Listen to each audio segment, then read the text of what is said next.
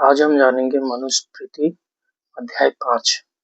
अध्याय 5 में क्या कहा गया है? अध्याय 5 में भोजन, शुद्धता, अहिंसा और जीवन का संतुलन के बारे में बताया गया है। तो प्राचीन भारत में उस समय की जो व्यवस्था थी, जहाँ जीवन के हर छोटे कार्य को भी धर्म और चेतना से जोड़ा गया था, वहाँ भोजन केवल पेट भरने का साधन नहीं माना जाता था।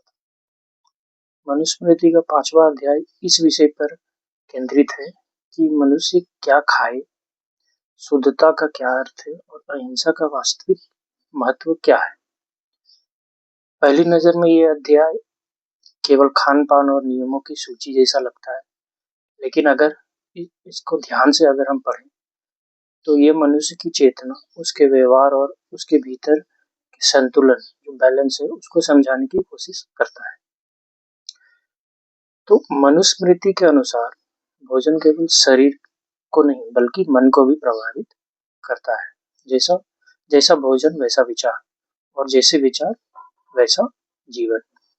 यही कारण है कि इस अध्याय में बार बार शुद्धता की बात आती है, लेकिन यहाँ शुद्धता का अर्थ केवल बाहरी सफाई नहीं बल्कि मानसिक और आंतरिक संतुलन भी है। यानी कि खान पान मानसिक और आंतरिक संतुलन को भी, मतलब उसको भी बैलेंस करके रखता है। मनुस्मृति यह समझाने की कोशिश करती है कि अगर मनुष्य शरीर की इच्छाओं के पीछे भागेगा तो उसका मन धीरे धीरे अस्थिर हो जाएगा। इसलिए भोजन में संयम को एक महत्वपूर्ण गुण माना गया है। इसी संदर्भ में एक श्लोक आता है, नात्यन श्रतस्तु योगो अस्ति। ऐसी भावना यहाँ दिखाई गई है, अर्थात जो व्यक्ति अत्यधिक भोग में डूबा रहता है, वो संतुलन खो देता है। मनुस्मृति यह स्पष्ट करती है कि जीवन का उद्देश्य केवल इच्छाओं को पूरा करना नहीं बल्कि उन इच्छाओं पर नियंत्रण पाना है। आज के समय में भी यह बात उतनी ही सच है। आधुनिक समय में लोग स्ट्रेस, एंजाइटी और संतुलन से जूझ रहे हैं, और उसका एक बड़ा कारण है अनकंट्रोल्ड लाइफस्टाइल। इस अध्याय का सबसे चर्चित भाग है अहिंसा और मांसाहार पर चर्चा। मनुस्मृति एक तरफ ये स्वीकार करती है कि संसार में जीवन पर ही आधारित है, लेकिन दूसरी तरफ वो ये भी कहती है कि अनावश्यक हिंसा से बचना चाहिए। इसी संदर्भ में एक श्लोक आता है, न हिंस्यात सर्वभूतानि, अर्थात किसी भी जीव को बिना कारण कष्ट नहीं देना चाहिए। ये केवल धार्मिक नियम नहीं बल्कि करुणा का सिद्धांत है। मनुस्मृति यहाँ ये बताती है कि मनुष्य की महानता उसकी शक्ति में नहीं बल्कि उसकी संवेदनशीलता पर होती है। लेकिन यह अध्याय ये भी दिखाता है कि प्राचीन समाज पूरी तरह से एक जैसा नहीं था। कुछ परिस्थितियों में मांसाहार की अनुमति का उल्लेख भी मिलता है। इससे यह समझ आता है कि मनुस्मृति केवल आदर्शवादी बातें नहीं करती बल्कि उस समय की सामाजिक वास्तविकताओं को भी स्वीकार करती है। यही कारण है कि यह ग्रंथ कई बार विरोधाभासी लगता है, लेकिन अगर गहराई में देखें तो इसका मुख्य संदेश हमेशा संयम और संतुलन ही है। इस अध्याय में शुद्धता के नियमों पर भी बहुत जोर दिया गया है। कौन सी चीज शुद्ध है, कौन अशुद्ध है, किस परिस्थिति में स्नान करना चाहिए, किन कार्यों के बाद शुद्धिकरण आवश्यक है, ये सभी बातें विस्तार से बताई गई।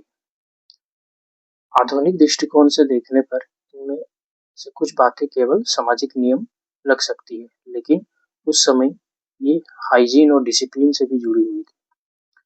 उस युग में जब विज्ञान और आधुनिक चिकित्सा विकसित नहीं हुई थी, तब ऐसे नियम समाज को व्यवस्थित रखने का माध्यम भी थे। मनुस्मृति इस अध्याय में स्त्री और परिवार से जुड़े कुछ नियमों को भी उल्लेख करती है। यही वो भाग है जिस पर आधुनिक समय में सबसे अधिक विवाद होता है। कई लोग इसे महिलाओं के प्रति कठोर मानते हैं, जबकि कुछ इसे उस समय की सामाजिक संरचना का प्रतिबिंब कहते हैं। यह समझना जरूरी है कि मनुस्मृति एक ऐसे युग में लिखी गई थी जहाँ समाज की संरचना आज से बहुत अलग थी।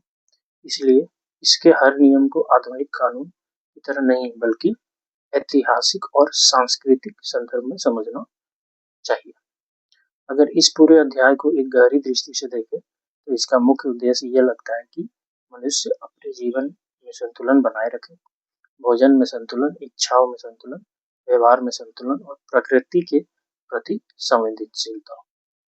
मनुस्मृति ये बार बार संकेत देती है कि अगर मनुष्य केवल भोग और लालच में डूब जाएगा तो वो धीरे धीरे अपनी चेतना खो देगा।